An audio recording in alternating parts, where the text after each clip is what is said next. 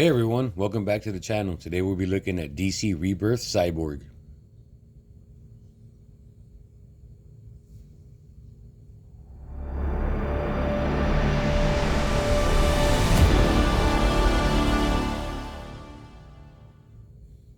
And taking a look at the packaging, it'll be the standard from what comes from Mcfarlane.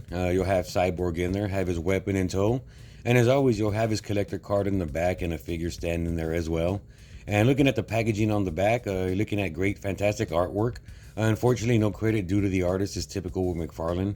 But as always, it is great representation of Cyborg, and can't wait to get the figure out of the box. And moving on, here we have Cyborg with his weapon on him. And unfortunately, that's the only way he will be able to hold it. There is no other gun holster or anything else to put it other than that gripping point at the top, but that will not be weapon until that'll just be holding the weapon in his hand. And as far as this sculpt goes, it is a great sculpt.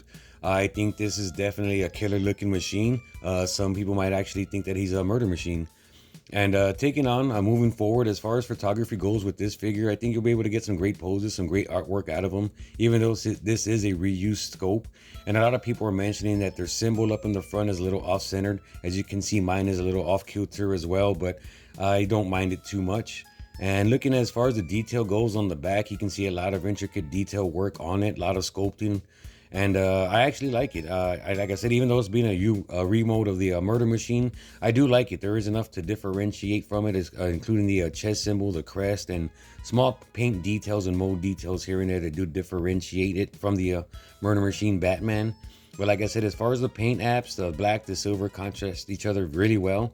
And I think those hints of red here and there help definitely bring out the figure as far as life goes. And here you can see Cyborg does look, like I said, very live, just very mechanical. His eye looks like it's illuminated, even though it's just painted. I think they did a great job of bringing out that glow in that eye. And as far as photography goes, whether this guy's in the front or the background, he's gonna do great with whatever type of work you're trying to do. Moving on to the head sculpt, and I do like it. Like I said, you can see more of that cybernetic detail that's going on. Like I said, here's another closer look at that eye. I do like the chin, very proportionate. It does have a Superman type of esque arc to the front of it. I do like it, very chiseled look, what's come to look from a lot of McFarlane's toys. But like I said, definitely out the box, this is a great looking figure. And in comparison to other figures in the Teen Titan mode or Teen Titan Run, that Beast mode, here we have Starfire and Raven. And when comparison, I think they do scale well together. I do wish Cyborg was slightly a little bit taller, but other than that, I do think they look great on the shelf together. I do think the colors do contrast each other very well. A lot of dark colors in there. And moving forward, adding Donna and Nightwing in there as far as Arsenal. Like I said, more dark colors, a lot of blacks. Other than Arsenal being really bright on the side, I do like the look they're going for. I do think it looks uniform. And like I said, for everybody that's been able to get the Titans before into their collection, I think Cyborg will be a very welcome addition. In comparison to the crown of that Beast build figure line, here we have Beast Boy. And like I said, he looks great. I think he does scale well. Like I said, I wish Cyborg could have been slightly taller, maybe a quarter inch or so, but that's more of a qualm or a complaint than it is a hindrance or anything toward the figure.